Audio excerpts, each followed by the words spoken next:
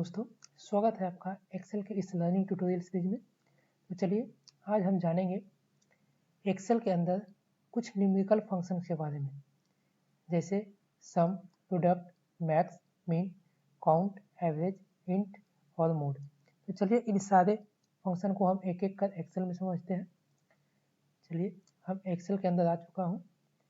तो चलिए मैं आपको इन सभी फंक्शन को समझाने के लिए कुछ डेटा यहाँ फिल कर लेता हूँ, जैसे 25, 5, 6।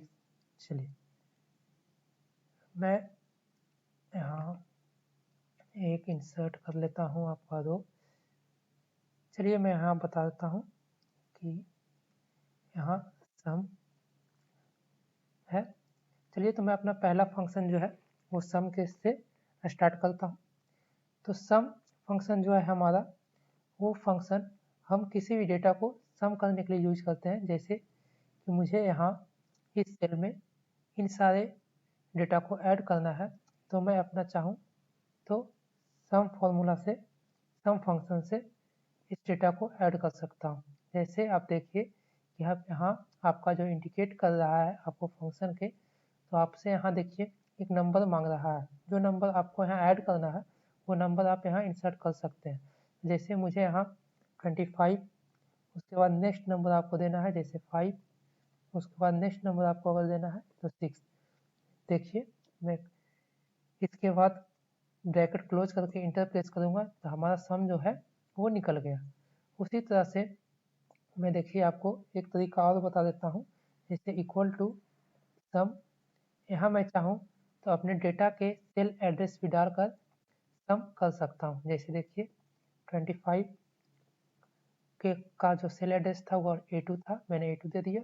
फिर कॉमा देकर मैं अपना नेक्स्ट सेल का एड्रेस दिया B2, कॉमा देकर मैंने अपना चाहा तो नेक्स्ट कॉलम, नेक्स्ट सेल का एड्रेस दे दिया C2 और ब्रैकेट बंद करके इंटर प्रेस करने के बाद देखिए ये हमारा इस मेथड से भी सम निकल गया।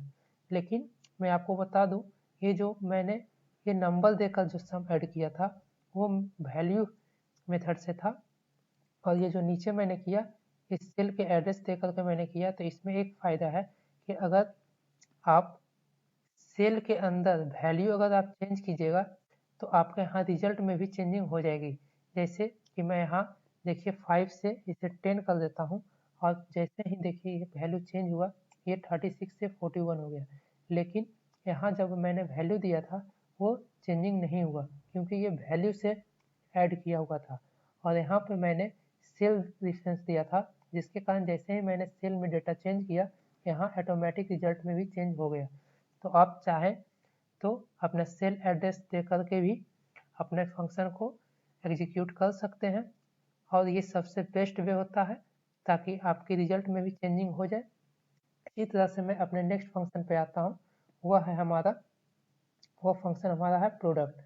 तो प्रोडक्ट फंक्शन जो है वो, प्रोडक्ट फंक्शन आप मल्टीप्लिकेशन के लिए इस्तेमाल करते हैं। जैसे कि आप इक्वल टू साइन से अपना इक्वेशन स्टार्ट करें फंक्शन लिखने के लिए, उसके बाद आप प्रोडक्ट दें। आप चाहें तो यहाँ जैसे मैंने नंबर से किया था उस तरह से भी आप मल्टीप्लाई कर सकते हैं। 4, 2, 2। तो देखिए आपका यहाँ मल्टीप्लिकेशन हो जाएगा, 4 2 जा 8, 8 2 जा 16। देखिए आपका रिजल्ट 16 आ गया। उसी तरह से आप चाहें तो आप प्रोडक्ट, फिर देखिए आप चाहें तो आप अपना डेटा का सेल एड्रेस भी दे सकते हैं। ये देखिए कॉमा, ये देखिए आपका ये जो मल्टीप्लिकेशन था ये तीनों डेटा का वो यहाँ आ गया। आप इसे आप एक तरीका से और कर सकते हैं, जैसे मैंने देखिए आपको बता देता हूँ। ये आप अगर यहाँ से रेगुलर ये तीनों डेटा देना चाहें तो आप कॉलन साइन का इस्तेमाल कर सकते हैं। जैसे कि आपका डेटा A2 सेल से स्टार्ट हुआ था और C2 तक गया था, तो आप A2 कॉलन C2 का डेटा रेफरेंस कर सकते हैं कॉलन साइन के हेल्प से। आप इसके बाद ये जो हमारा कॉलन साइन है वो हमारा दर्शाता यह है कि हमारा डेटा जो है A2 से लेकर C2 तक का डेटा को आपको एग्जीक्यूट करना है। तो यहाँ मैंने प्रोडक्ट का फंक्शन यूज किया था। तो यहाँ देखिए आप A2 से लेकर C2 तक का सारा डेटा जो है वो मल्टीप्लाई कर हमें रिजल्ट दे देगा, जो कि हमारा 1500 था। उसी तरह से आप सेम डेटा को आप सम पे भी अप्लाई कर सकते हैं। जैसे देखिए मुझे यहाँ से यहाँ तक का सम चाहिए था, तो मैं यहाँ भी कॉलन साइन का इस्तेमाल कर आप डेटा को स्टार्ट से लेकर इंड तक दे दें। जैसे कि स्टार्ट हमारा डेटा हो रहा था A2 से और इंड हुआ हमारा C2 तक। C2 में तो मैंने स्टार्टिंग वैल्यू सेल का एड्रेस और लास्ट में सेल का एड्रेस दे दिया और बीच में कॉलन लगा दिया। तो ये रेफरेंस कर दिया कि A2 से सेल से लेकर C2 तक को एग्जीक्यूट करना है। तो देखिए ये भी हो गया। मैं आपको बता दूं कि एक्सेल में सब्ट्रैक्शन का कोई भी अलग से फंक्शन नहीं दिया गया है। तो मैं आपको सब्ट्रैक्शन के लिए भी बता दूं कि आपको छोटा सा लॉजिक लगाना है और आपको सब्ट्रैक्शन फाइंड करना है। तो उसके लिए आपको सम फंक्शन ही यूज करना है और बस आपको जिस नंबर को जिसमें सब्ट्रैक्ट करना है, जैसे मैं आपको बता दूं हमें 25 में 5 माइनस करना है, तो आप जिस नंबर को माइनस करना है उसके आगे माइनस साइन लगाकर आप फॉर्मूला में लिख दें, तो देखिए आपका सब्ट्रैक्शन निकल जाएगा। उसी तरह से देखिए आप इसे आप सेल एड्रेस में भी यूज कर सकते हैं। जैसे कि मैं 25 कॉमा माइनस, अब आप सेल एड्रेस दे दें, जैसे कि मैंने इस सेल में दे दिया और इंटर प्रेस कर दे, तो देखिए 25 माइनस 10 हमारा 15 निकल गया। उसके बाद देखिए मैं अपने नेक्स्ट फंक्शन पे आता हूँ। उसी तरह से जैसे देखिए मैंने सब्ट्रैक्शन के लिए बताया कि कोई अलग से फंक्शन नहीं होता, उसी तरह से डिवीजन के लिए भी आपके पास एक्सेल में कोई अलग से फंक्शन नहीं होता, आपको प्रोडक्ट से ही निकालना होगा। तो देखिए मैं प्रोडक्ट से ही आपको डिवीजन निकाल कर दिखाता हूँ। जैसे कि आपको 25 डिवाइड 5 करना है, तो आप कॉमा देकर 1/5 कर दें, ये आपका डिवीजन निकल जाएगा। उसी तरह से आप सेल एड्रेस भी यूज कर सकते हैं। प्रोडक्ट 25 कॉमा मैंने सेल एड्रेस यहाँ यूज किया, आप फिर चाहें तो 1/, सेल एड्रेस, देखिए आपका यहाँ आंसर आ गया। अब चलते हैं हम अपने नेक्स्ट फंक्शन की ओर, जो हमारा है मैक्स। तो मैं बता दूं मैक्स जो है वो आपका डेटा से मैक्सिमम नंबर निकाल कर देगा। उसके लिए आपको लिखना होगा इक्वल टू मैक्स।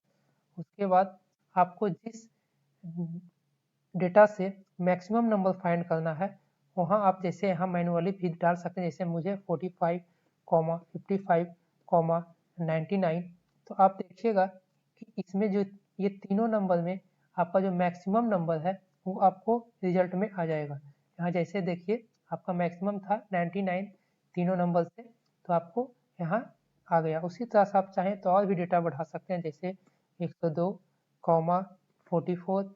आप देखिए इन सारे में से जो भी बड़ा डेटा है जैसे 102, तो आपका रिजल्ट में 102 आ जाएगा। उसी तरह से आप चाहें तो सेल का भी रेफरेंस दे सकते हैं। जैसे मैक्सिमम मुझे चाहिए कि इन तीनों में बड़ा कौन है, देखिए मैंने यहाँ से रेफरेंस कर दिया और इंटर प्रेस करूँगा तो इन तीनों में हमारा 25 बड़ा था, 25 आ गया। उसी तरह से आप चाहें तो किसी इन तीनों में से कोई भी नंबर को आप चेंज करेंगे तो देखिए आपका रिजल्ट में चेंजिंग हो जाएगा। तो चलिए मैं अगले फंक्शन पे आता हूँ, जो है हमारा मीन। तो इस मीन फंक्शन जो है हमारे डेटा का स्मॉलेस्ट डेटा शो करता है, लोएस्ट डेटा। तो इसके लिए आपको लिखना होगा इक्वल टू मीन और अपना डेटा डाल दें, जैसे 23, 1, 78। देखिए आपका इसमें लोएस्ट जो है 1 है, तो आपका 1 रिजल्ट दे देगा। सेम आप इसे सेल रेफरेंस से भी कर सकते हैं। जैसे इन तीनों में हमारा सबसे छोटा कौन है, देखिए हमारा छोटा 10 है। इसके बाद चलता हूँ नेक्स्ट फंक्शन की ओर, जो हमारा काउंट है। देखिए ये काउंट फंक्शन जो है आपके डेटा को काउंट करके बताता है कि आपके पास नंबर ऑफ डेटा कितना है। तो आप इसके लिए इक्वल टू लगाएं, काउंट दें, आपके पास जो डेटा है, जैसे आप चाहे तो यहाँ मैनुअली डालकर भी आप काउंट करवा सकते हैं। जैसे मैंने यहाँ 3 डेटा दिया 12, 34, 56। आप देखिए यहाँ काउंट करके आपको बता देगा 3। उसी तरह से आप चाहें तो अपने सेल रेफरेंस पे भी डाल सकते हैं। जैसे कि आपके पास बहुत सारा डेटा है और आप चाहें कि मुझे काउंट करना है, तो आप उस डेटा को सिलेक्ट कर लें और वहाँ इंटर प्रेस करें तो देखिए आपको यहाँ बता दिया नंबर ऑफ डेटा जो आपका था वो 3 है। मैं लेकिन आपको बता दूं, अगर आप इसमें से किसी भी डेटा को खाली करेंगे तो आपका यहाँ वो डेटा नहीं बताएगा, क्योंकि वो खाली सेल को काउंट नहीं करता। और ये चीज़ भी है कि आपका ये जो है वो सिर्फ और सिर्फ नंबर वाले डेटा पे काम करेगा। अगर आप इसे किसी टेक्स्ट में कन्वर्ट कर देंगे तो वो आपको काउंट नहीं करेगा, क्योंकि ये सारे फंक्शन जो है न्यूमेरिकल डेटा पे काम करते हैं। तो चलिए मैं अपने नेक्स्ट फंक्शन पे आता हूँ और वो है हमारा एवरेज। तो एवरेज क्या होता है? एवरेज होता है हमारा वो, चलिए मैं आपको यहाँ से नीचे से बताता हूँ। एवरेज जो है वो औसत होता है। मैं इसे बता दूं आपको कि एवरेज का जो होता है वो कैसे निकलता है। जैसे नंबर ऑफ जो डेटा है वो सारे को ऐड करता है और divided by number of data होता है। तो आप देखिए मैं यहाँ एवरेज निकालता हूँ। आप चाहें तो नंबर देकर भी निकाल सकते हैं, जैसे 1, 2, 3, 4, 5। यहाँ देखिए ये क्या करेगा, पहले करेगा 1 + 2 + 3 + 4 + 5। तो ये हो जाएगा हमारा 15। आप ऐड कीजिए तो 1 + 2 3, 3 + 3 6, 6 + 4 14, 6 + 4 10 और 10 + 5 15 और 15 y करेगा 5, तो आएगा हमारा एवरेज 3। देखिए हमारा आंसर 3 आ गया। उसी तरह से आप चाहें तो सेल रेफरेंस भी दे सकते हैं।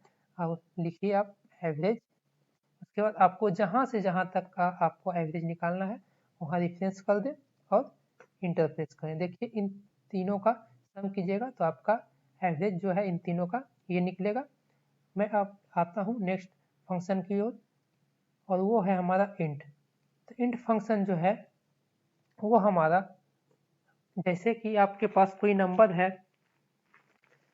12.6, तो आपका ये जो नंबर है 12.6, इसमें एक इंटीजर पार्ट है और एक डेसिमल पार्ट है। जो इस दशमलव पार्ट के पहले जो है वो हमारा इंटीजर कहलाता है और दशमलव के बाद जो है वो हमारा डेसिमल कहलाता है।